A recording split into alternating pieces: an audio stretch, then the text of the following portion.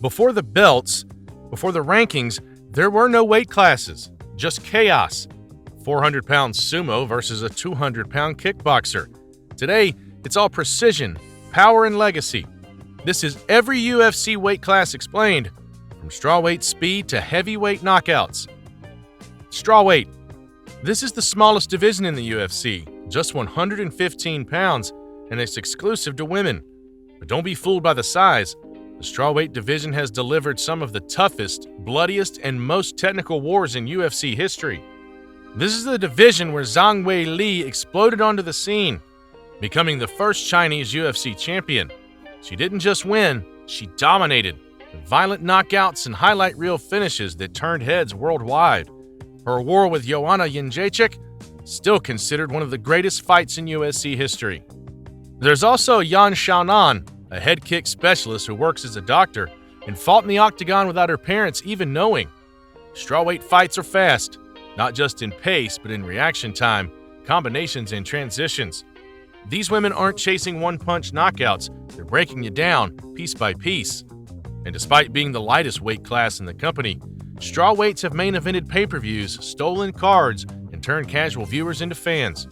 They may be the smallest in size, but they're giants when it comes to heart, pressure, and technique. Small but savage. Subscribe if strawweight earns your respect. Now that's level up.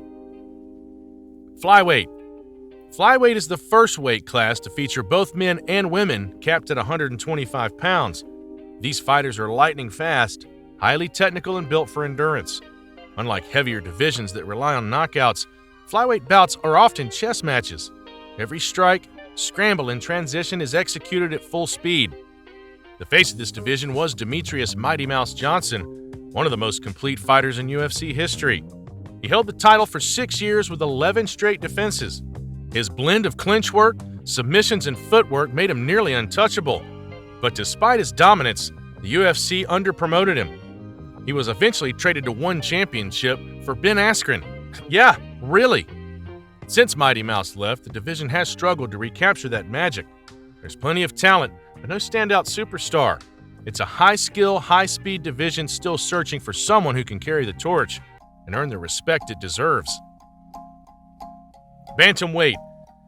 Bantamweight is one of the most stacked divisions in the UFC. At 135 pounds, fighters here are fast and technical, but still powerful enough to deliver devastating knockouts. There's no room for error. One mistake can cost you the fight, and the belt changes hands often. It all started with Dominic Cruz, whose footwork and movement revolutionized the division. Then came TJ Dillashaw, a two-time champ with a tainted legacy due to a doping suspension. Aljamain Sterling won the title via disqualification, which caused massive controversy. But he proved himself afterward with multiple successful defenses. And now, Merab Dvalishvili, a cardio machine, holds the takedown record and even broke GSP's numbers doing it. Bantamweight has no easy fights. The top 10 could be all champions on any given day. Whether it's wrestling, striking, or scrambling, 135 pounds is where pure MMA skill shines. You're not just tested physically, you're tested in every part of the game. Featherweight. Featherweight sits at the perfect middle ground between speed and power. At 145 pounds, fights are fast, strategic, and can end in a single strike. This is the division where legends were made and where McGregor became a star. Jose Aldo was the original king, a dominant champion for nearly a decade. Great takedown defense with lethal leg kicks. Then, in 2015, McGregor ended it in 13 seconds, the fastest title fight knockout in UFC history. That moment changed everything, not just for featherweight, but for the entire sport. Since then, Alexander Volkanovski's been the man. Smart, technical, and unbreakable. He defended his title multiple times and gave Islam Makhachev one of the toughest fights ever. These days, we've got Ilia Topuria as the new champ, on a tear of destruction riding a wave of hype. And don't forget, the women's featherweight division existed briefly too, but never had depth. Today, only the men's 145-pound division is still active. It's a weight class where legends are made, and history can be rewritten in seconds. Lightweight. Lightweight is the UFC's most famous division, and it's not even close. At 155 pounds, it's where speed, power, and technique all meet. Some of the sport's biggest names and wildest rivalries were born here. The biggest face of this division was Khabib Nurmagomedov. Undefeated at 29-0, Khabib dominated everyone with suffocating grappling and unmatched control. He didn't just beat Conor McGregor, he mauled him, then jumped the cage and caused a full-blown riot in the biggest event in UFC history. After Khabib retired, his friend and student Islam Makhachev picked up the torch and became the pound-for-pound #1 ranked fighter in the world. The lightweight roster stacked with talent: Charles Oliveira, the all-time leader in UFC finishes; Justin Gaethje, a fan-favorite brawler; and of course, Tony Ferguson, chaos personified. Every lightweight fight feels like it could headline a pay-per-view. The division isn't just where stars are made, it's where legacies are built. Welterweight. Welterweight is the bridge between speed and brute force. At 170 pounds, fighters hit hard, grind hard, and have enough gas to go 5 rounds. It's also the division where legends like Georges St-Pierre made history. GSP was nearly perfect, dominant wrestling, elite timing, and barely lost a round during his reign. He retired as one of the greatest of all time, but the division didn't stop. It brought in chaos with names like Ben Askren, who lasted only 5 seconds against Jorge Masvidal, the fastest knockout in UFC history. Today's champ is Jack Della Maddalena, tough, consistent, and deeply underrated, even though he just obliterated the former champion in Belal Muhammad in a 5-round war. There's also Khamzat Chimaev, who smashed his way through welterweight before moving up to 185 pounds due to his huge frame. Welterweight is unpredictable, and it's never short on controversy. Middleweight. Middleweight is where precision meets power. At 185 pounds, fighters are strong enough to end a fight with 1 shot, but still fast enough to put on 5-round clinics.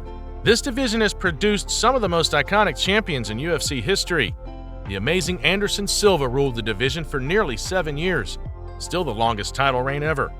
His striking was so smooth it looked like slow motion. He dodged punches like they were choreographed and ended fights with laser precision. Then came Israel Adesanya, the last style bender who brought flash, anime references, and a kickboxing background that made him must-watch TV. But nothing lit up the division like his rivalry with Alex Pereira. Pereira knocked Izzy out in kickboxing and again in MMA, only for Izzy to get his revenge with a brutal KO in the final rematch. This division has power, drama, and highlight reels for days, and at 185, 1 clean shot can change everything. Light heavyweight. Light heavyweight used to be the UFC's most dominant division, and at 205 pounds, it still packs serious danger. These are the athletes who can wrestle like heavyweights but strike like middleweights. When they connect, lights out. The greatest to ever do it here was none other than Jon Jones. He became a champion at just 23 years old, the youngest in UFC history. With a freakish reach, creative striking, and strong wrestling, Jones has been unbeatable his entire career. But he brought some drama too. Eye pokes, failed drug tests, and Instagram lives at 3 a.m. saying he wants to kill someone. Yeah, chaotic.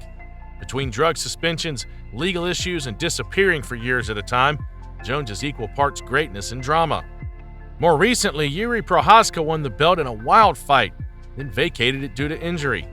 Then Alex Pereira, fresh from middleweight, moved up and quickly became champ with devastating kickboxing and a left hand that shuts down consciousness, only to lose his last fight against Magomed Ankalaev, who currently resides at the top.